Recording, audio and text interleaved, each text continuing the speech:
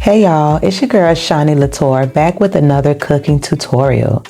Today I'll be showing you how to butterfly your lobster tails. Y'all, I'm not new to the lobster or lobster tail gang, but I am a king crab, Dungeness crab, and colossal shrimp girly. So for years I've only cooked my lobster tails one way. I seasoned them really well and then boiled them until they were nice and tender. About a year ago, someone taught me 3 different ways to butterfly lobster tails and 3 different methods to cook them. So today I'll be showing you how to butterfly them and then we're going to bake them. Before we get started, let me know in the comments where you're watching from so I can shout out your city. And if you really want to support the channel, subscribe and don't forget to hit that notification bell so you'll know whenever I post a new video. So this particular video is dedicated to butterflying the lobster tails, but a very important part of the process is checking for and removing that digestive tract, also known as the poop line, because who really wants to eat that? So I'll show you how to find it and clean it out before we butterfly the tails. I also recommend wearing gloves. I'm not wearing them in this video, but lobster shells have hard, sharp edges and I don't want you cutting yourself. Kitchen shears are definitely my go-to for this method. I won't be using a knife at all. For these lobster tails, I've soaked them in salt water for about an hour. I like doing that because I feel like it helps clean them really well. After that, I rinse them 4 or 5 times. You didn't know lobsters can hold on to sand and debris, so I keep rinsing them until I can barely smell the sea anymore.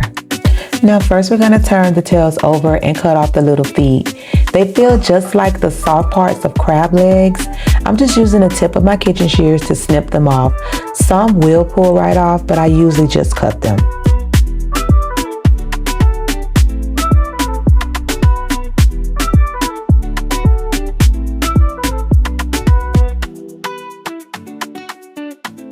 So now that all the little feet are gone, everything is looking nice and clean. Since I'm not wearing gloves, I'm using a paper towel to protect my fingers. What you see me doing now is pressing down along the underside of the shell until I can hear a few little cracks. It honestly reminds me of cracking someone's back. But I press all the way down the tail because this helps loosen the meat from the shell, making it much easier to butterfly later. If you've done it correctly, the shell should feel softer with very little resistance. Next, we're going to cut a straight line down the center of the hard shell. Some people use a knife, but I personally think a good pair of kitchen shears makes this part so much easier. Trust me on this one. Here's my little trick. I cut straight down the center until I reach the last section of the shell. Then I make one small cut to the left and one to the right, almost like making the top of a T. Those extra cuts help release the meat from the shell even more. Now let's talk about cleaning that lobster tail. If the digestive tract is there, you'll usually find it right along the cut you just made. You can gently spread the shell apart and look for the dark line, just like you would when cleaning shrimp. I like to flip the tail over and make a matching cut on the soft underside of the shell. That helps open everything up so I can clearly see the line and remove it with my finger or even a butter knife. You'll also be able to see it while you're pulling the meat through the shell to butterfly the tail, but I wanted to show you one easy way to find it before you get to that step.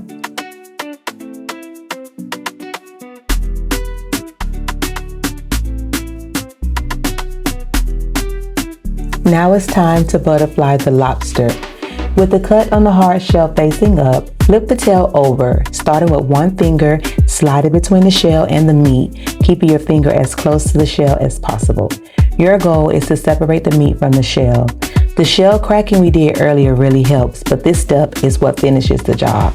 I usually start with one finger, then work in a second finger and gently move around until the meat releases.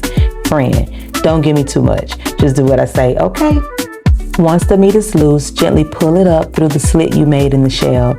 Then close the shell underneath it so the lobster meat sits beautifully on top. And there you have it, a perfectly butterflied lobster tail. Now I want to show you how tight everything is if you don't make that cut down the back. You'll see how difficult it is to separate the meat with just one finger and why cutting the shell is such an important step.